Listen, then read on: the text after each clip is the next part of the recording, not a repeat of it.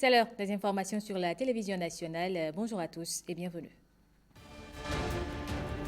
Dans les titres de l'actualité, le président Patrice Talon est en Chine pour une visite d'État. C'est l'aboutissement de plus de 50 années de coopération. Retour sur quelques actions fortes dans ce journal.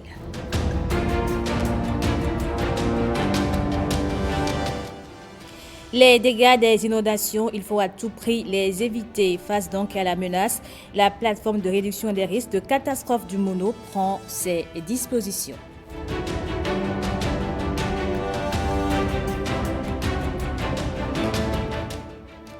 Et puis, l'Institut national de la femme dispose désormais de documents officiels qui encadrent son action en République du Bénin. Un nouveau départ pour l'INF dans la protection de la femme.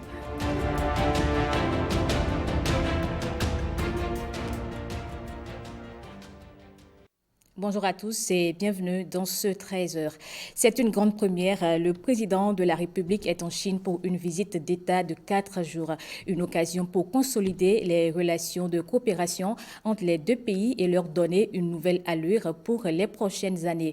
Au programme de son séjour, un tête-à-tête de 3 heures avec son homologue chinois, des séances de travail avec le Premier ministre et le président de l'Assemblée nationale populaire. Nous y reviendrons en détail dans nos prochaines éditions. Et puis, cette visite du président Patrice Talon est l'aboutissement de plus de 50 années de coopération avec la Chine. Retour ici sur quelques actions fortes de cette coopération avec Ghislain Poguet. Depuis le rétablissement des relations en 1972, le Bénin et la Chine ont amorcé une coopération bilatérale dynamique dont la vitalité se traduit par de nombreuses initiatives des deux partenaires dans plusieurs domaines. Éducation, armée, économie, infrastructure, santé, culture, une longue liste. Sur le plan de l'éducation, beaucoup d'actions. Des boursiers béninois en Chine pour étudier la médecine, l'ingénierie, l'agriculture, les sciences sociales. La coopération militaire aussi est fructueuse. La formation continue des hommes, celle des officiers, équipement, armement. Des actions bénéfiques aux deux partenaires. En matière d'infrastructure, de grands témoins sont à citer. Le stade de l'amitié générale Mathieu Kérékou, l'échangeur de Godomé, l'hôpital militaire de Parakou, le centre culturel chinois érigé à Cotonou en 1988, le premier en Afrique de l'Ouest et centrale, et la santé, des dons d'équipements, des formations, des missions médicales, une initiative importante de télémédecine à Lokossa. La coopération culturelle entre les deux partenaires se renforce chaque jour un peu plus avec de nombreuses initiatives qu'abrite le Centre culturel chinois de Cotonou. La musique, l'art culinaire, les arts visuels, martiaux et picturaux. La coopération sino-béninoise s'est renforcée et affirmée à travers de nombreux accords de coopération économique et technique. Au fil du temps et de ce lien de coopération, la Chine est devenue un partenaire économique important du Bénin. Cette relation a grandement facilité la rencontre entre le marché béninois et les produits chinois. La Chine est présente au port autonome de Cotonou à travers la construction d'un terminal. De nombreuses entreprises chinoises sont présentes au Bénin, surtout dans les infrastructures. À travers la signature d'un mémorandum d'entente de coopération, le Bénin a adhéré officiellement à l'initiative chinoise des nouvelles routes de la soie, ce qui augure d'une poursuite fructueuse et durable de la coopération bénino-chinoise. La réunion du conseil d'administration du réseau des parlementaires africains contre la corruption s'est tenue à Madagascar. Les échanges ont porté sur les problématiques qui entravent l'essor du réseau depuis sa création. Loïc Béou-Nouvlavonou, président du conseil d'administration de l'ANAP, a conduit la délégation du Bénin. Les précisions avec Firmin Bassao.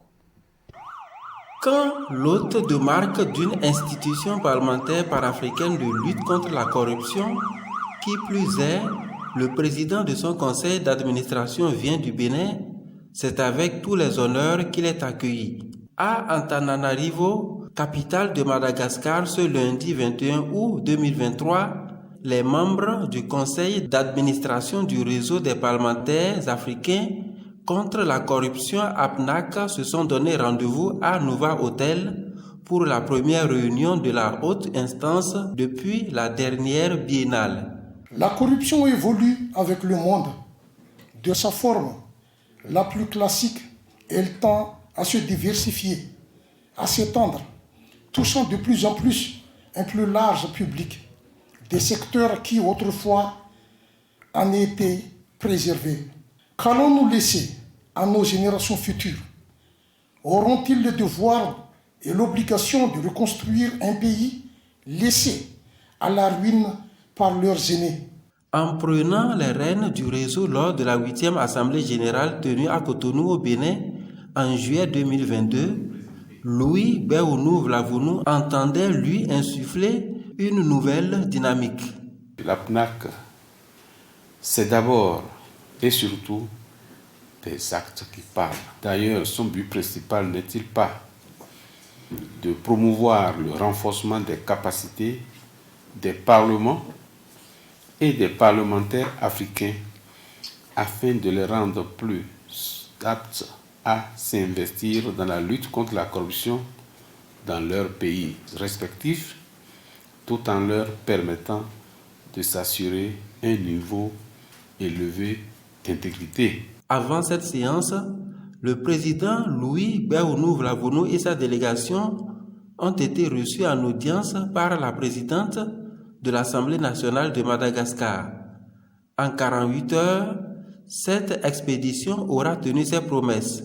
Prochain rendez-vous du conseil d'administration de l'APNAC, décembre prochain. Le village de Onklou, dans la commune de Djougou, vit depuis quelques heures dans le désarroi des inondations. La situation est pareille sur les rives du fleuve Ouémé, dans la commune de Tchaourou. En cause, les pluies diluviennes de l'eau de perte s'annoncent pour les producteurs. Les images avec Abdoulofou Idrissou et Abdoulaye Moumouni Yacoub. Des murs effondrés, des habitations en ruine à Bakou, dans l'arrondissement de Onklou, commune de Djougou. L'administration locale signale également l'inondation des champs de culture suite aux pluies diluviennes. Beaucoup d'habitations sont tombées dans nos villages. Dans tous les villages de l'arrondissement de Onklou, ces cas ont été enregistrés. Nous remercions quand même Dieu que nous n'ayons pas enregistré des cas de perte en vie humaine. Mais les dégâts sont quand même énormes par rapport aux habitations qui n'ont pas pu tenir le coup. Plusieurs champs ont été touchés également dans notre arrondissement. Les champs d'Ignam en bordure de cours d'eau. Nous pleurons parce que c'est beaucoup de dégâts que nous avons enregistrés. Dans les localités de Sinaou, Angaradebou et Béterou, dans la commune de Tchaourou, le débordement du fleuve Ouémé fait des dégâts dans les champs de culture. Nous avons perdu nos champs d'Ignam, nos champs de riz, quoi. Il y a trop de dégâts dans l'arrondissement de Béterou ici. L'eau a envahi tout. C'est des dizaines d'hectares qui sont perdus pour nous. Nous avons vu l'eau qu'on n'a jamais vue. Il y a les champs de soja, les champs d'yam, manioc, maïs. Donc ils sont déjà même prêts à récolter, mais aujourd'hui tout est gâté. Si tu vas dans les champs d'yam, tu vas croire que c'est le produit qu'on dit une minute qu'on a traité. Rien n'est récupéré. C'est quelque part où l'eau est vite partie que le riz peut redonner. Le maïs est déjà gâté, le millet est gâté. Le soja, n'en parlons pas. Les élus locaux plaident pour une générosité humanitaire à l'endroit des sinistrés. L'entretien des cultures restantes souffre à cause des difficultés d'accès aux champs.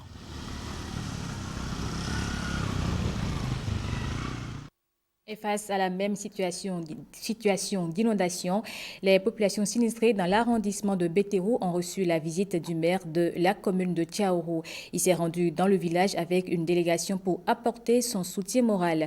Il a saisi l'occasion pour prodiguer quelques conseils au Seigneur Deleke et Abdoulofou Idrissou. Une semaine environ que des eaux du fleuve Ouémé ont envahi des hectares de champs dans l'arrondissement de Béterou, dans la commune de Tchaourou. De Kakikoka à Angaradebou, en passant par Béterou, la situation est préoccupante. Avant la crue, comme d'habitude, nous avions passé pratiquement dans tous les 12 villages pour entretenir les élus et les populations qui sont disponibles, pour leur donner les gestes qu'il faut pour éviter les noyades surtout. Cette fois-ci, le cas est très grave parce que depuis 7 jours exactement, l'eau nous a envahi énormément. Et cette eau a causé d'énormes dégâts. Des champs, des cultures sont partis, des maisons sont tombées et aussi on a enregistré une perte en vie humaine. Suite à cette situation, Le maire de la commune de Tchaourou est descendu sur les lieux. J'invite la population à plus de prudence. Plus de prudence, c'est ça qui peut nous sauver.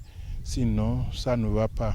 Bon, nous aussi, au niveau de la mairie, nous sommes en train de prendre des mesures pour pouvoir nous faire écouter par le gouvernement et à sa tête le président Patrice Talon, qui est le père de la nation.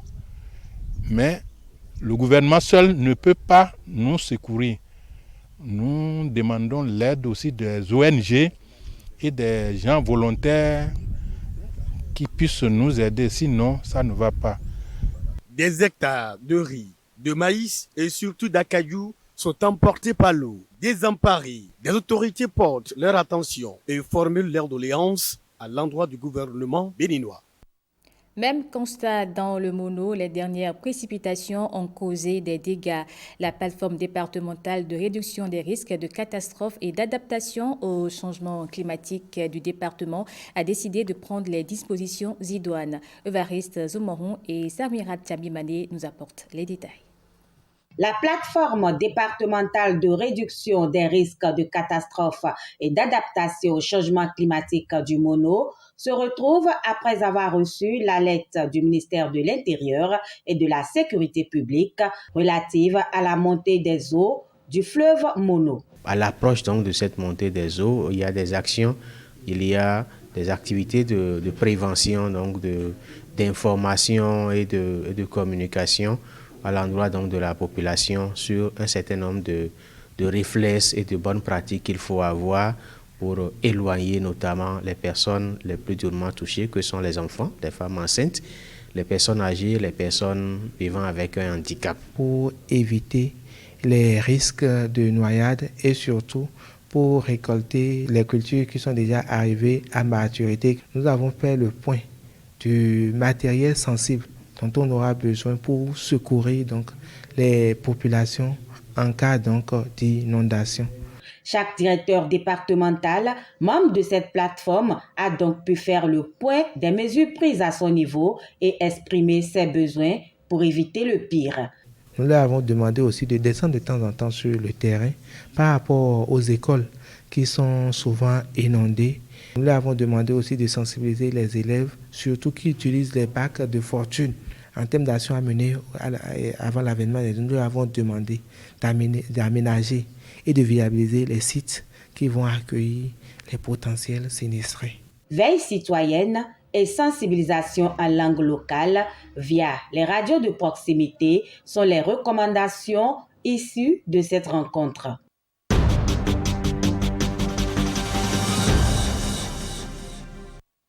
La mise en œuvre d'une décision de la justice a laissé les populations de Tonkwé dans l'arrondissement central de Calavi en émoi. Plus d'une dizaine de maisons démolies, d'autres en attente à l'issue d'un procès qui aura duré plus de 20 ans, mettant à la rue des citoyens devenus sans abri. Un énième cas de litige domanial qui vient relancer la question de la politique foncière du Bénin. Que dit la loi sur les expulsions forcées aboutissant à des démolitions de maisons? Notre dossier politique a questionné le code foncier. Quitter les lieux démolis, ils y sont obligés après y avoir vécu plus de 30 ans. Franchement, je vous dis la vérité, je vais dormir. Vous voyez là-bas le coin, le petit coin, on a laissé dans l'arbre là, c'est là que je dors actuellement. À l'origine des parcelles achetées auprès de la famille Béhareno que réclame la famille Bancolé, à qui la justice finira par donner raison en 2020, au bout de plus de 20 ans d'une bataille juridique âpre. Nous sommes ici depuis 32 ans, donc le vieux est en retraite. Donc on ne sait pas là où on peut trouver l'argent. Ils ont dit qu'on va encore repayer la maison à 10 millions. On peut trouver 10 millions à l'heure où nous sommes. On nous faisait comprendre que les parcelles sur lesquelles au moins il y a les résidents, qu'en aucun cas on ne peut pas nous casser. Et que par conséquent, on va faire ça à la négociation amiable. Si c'est un rachat, on va faire. Ils sont venus sans rien dire. C'est pas que ça reste une semaine, soit 2 jours. Ils ont dit, madame, ramassez vos affaires, arrangez-vous, c'est pas ça. Ils sont venus même à 6h, très tôt le matin. 6h du matin. Les forces de l'ordre rentraient dans la maison, ramasser les affaires. Il y a des locataires dans la maison. Ils ont commencé par faire sortir les affaires seulement. Rapidement, commencé par casser. Il s'agit là d'un cas de démolition de maison intervenu sur décision de justice. Dans un communiqué, le procureur du tribunal d'Abomey-Calavill a fait savoir toutes les autorisations requises ont été régulièrement obtenues. Cette démolition, lorsqu'elle est légale, elle doit être rigoureusement encadrée, car le Code foncier a strictement prohibé la démolition illégale ou arbitraire.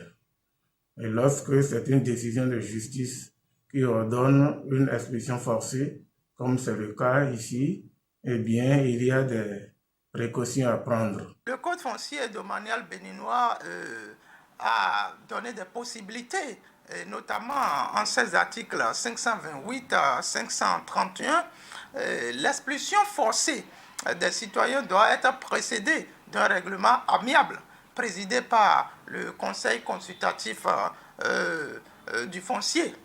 Y a-t-il eu des négociations? Approcher la partie gagnante est stricte. Ils iront voir les Béarènes et dire allez en négociation avec les Bancolais pour que nous, on puisse rentrer en possession de notre parcelle que vous nous avez vendue et qui est devenue faux aujourd'hui. Et c'est les Béarènes qui devaient venir vers les Bancolais pour les négociations. Et quand on s'entend, leurs acquéreurs sont libres par eux et non par nous. Mais il n'y a pas celui-là sur le terrain qu'on a cassé qui va nous dire qu'il n'a pas reçu la requête de signification par rapport à la cassation qu'on est venu casser. Il n'y a pas celui-là. Quand vous aviez perdu, vous n'êtes pas en position de force. Vous négociez auprès de la partie gagnante et vous négociez notamment les prix de rachat.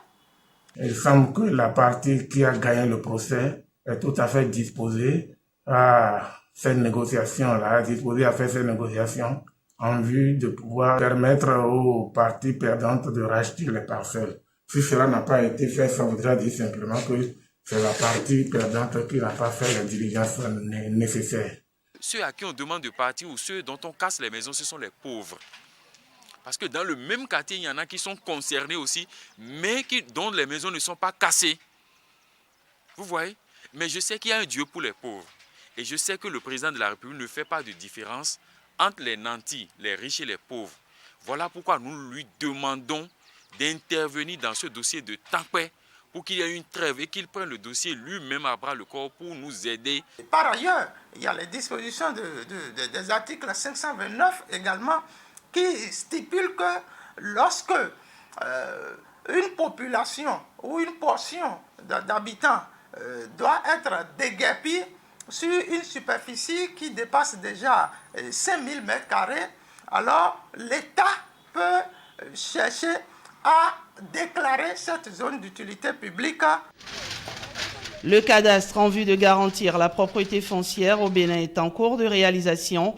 En attendant, la politique foncière au Bénin se renforce chaque jour un peu plus avant toute transaction se rapprocher des autorités compétentes.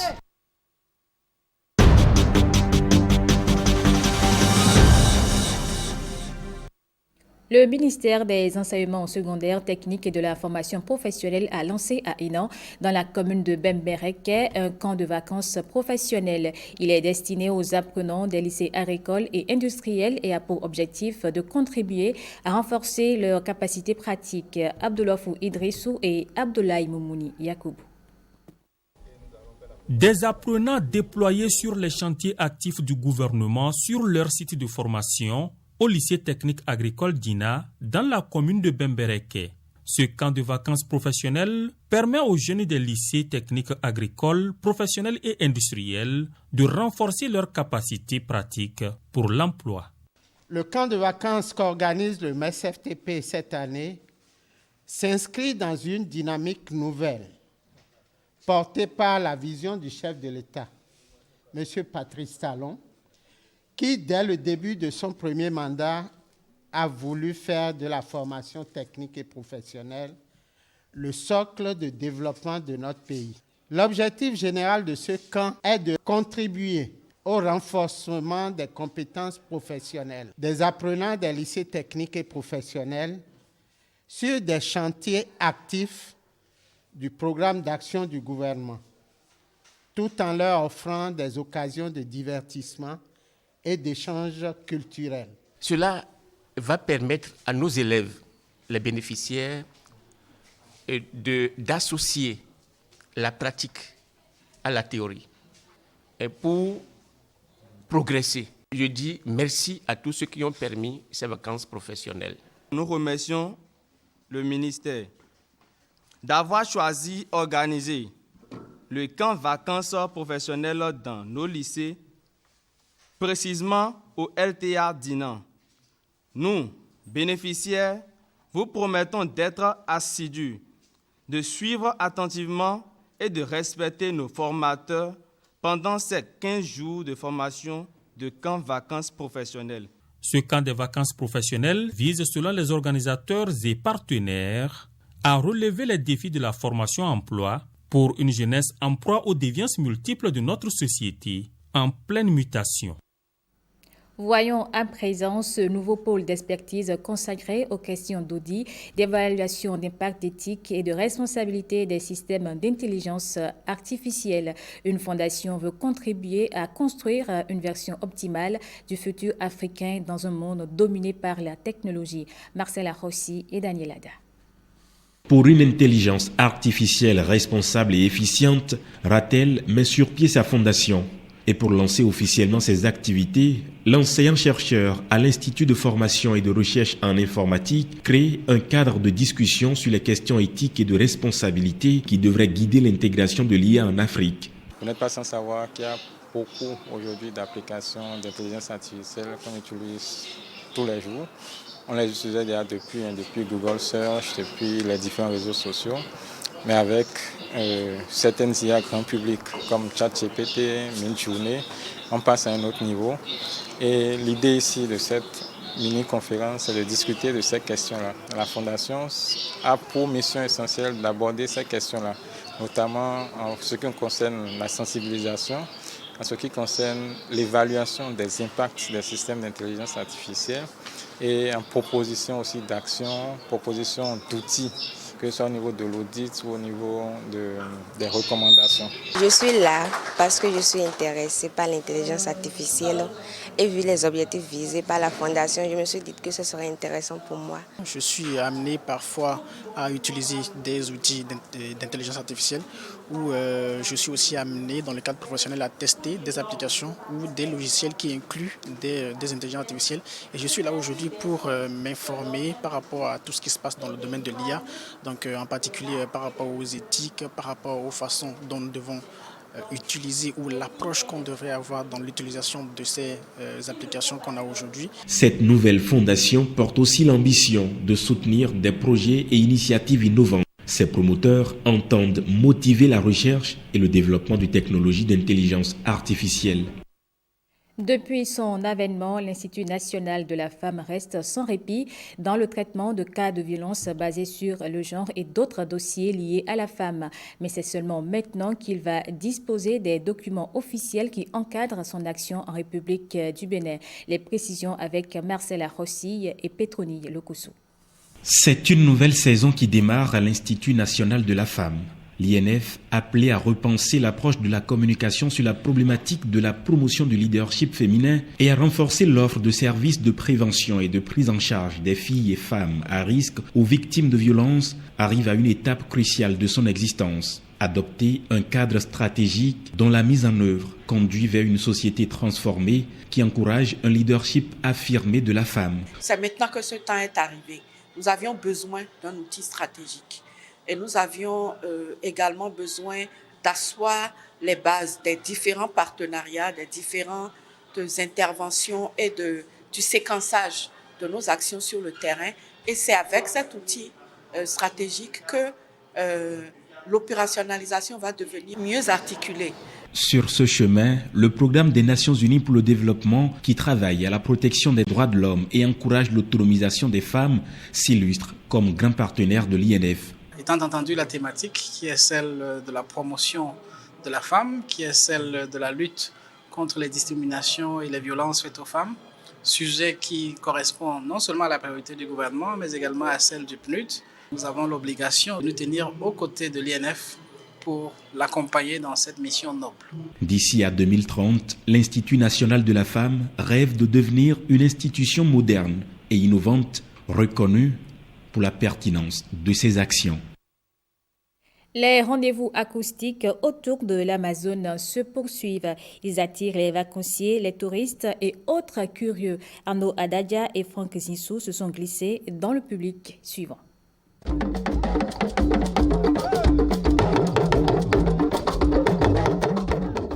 Ce style de musique s'appelle Juju Music. Les passionnés en raffolent.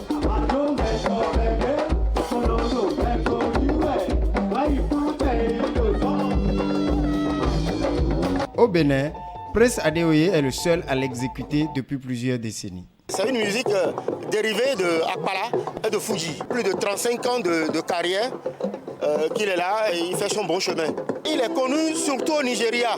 Au son des talking drums, de la guitare solo, les différents accords rythmiques mettent en transe le public. C'est vraiment un grand regret pour ceux qui ne sont pas venus, vraiment. J'ai vraiment aimé, bon, c'est dansant. Chacun vient ici parce qu'il va rencontrer son goût. C'est la culture, c'est le Yoruba. Et nous, on cherche à faire valoriser non seulement notre langue, notre culture. Aux vacanciers de venir jouir de leurs vacances ici. Et ça permet aux artistes de gagner leur cachet. Je suis venu aujourd'hui voir ce qui se passe. Et d'abord, je suis très émerveillé de voir l'animation qui a sur cette place.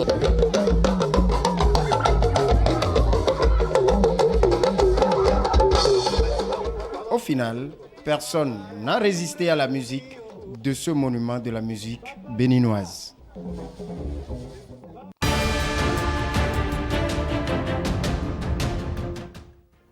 Hors du Bénin, au Niger, on verra cette manifestation des femmes contre la présence des militaires français. Autre manifestation, c'est en République démocratique du Congo contre l'Organisation des Nations Unies. La compilation est signée Blaise Adampo. Au Niger, plusieurs centaines de femmes ont manifesté devant la base militaire française à Niamey. Munies d'ustensiles de cuisine et de balais, elles exigent le départ des soldats français du pays. Cette manifestation intervient après la prise du pouvoir par les militaires le 26 juillet dernier. En République démocratique du Congo, au moins 10 personnes ont été tuées à Goma dans le cadre d'une manifestation à l'appel contre l'ONU. La manifestation a été réprimée par l'armée avant qu'elle débute. Par ailleurs, des sources hospitalières ont indiqué avoir admis dans la matinée 33 personnes blessées dans ces violences, dont 3 décédées. Des Russes se rassemblent au cimetière de Saint-Pétersbourg pour faire leur adieu au chef du groupe paramilitaire Wagner après que sa tombe ait été scellée sous haute garde militaire. La semaine dernière, Prigojine est mort dans un accident d'avion avec 9 autres personnes, 2 mois après la rébellion avortée de Wagner contre l'état-major russe qui avait fait de lui l'ennemi du pouvoir.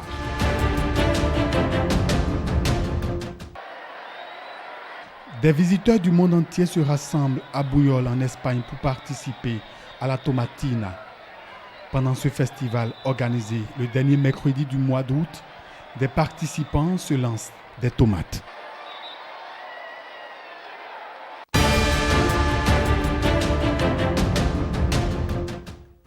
Et voilà qui met un thème à cette édition du journal. Merci à vous de l'avoir suivi. Je vous retrouve à 19h avec plaisir.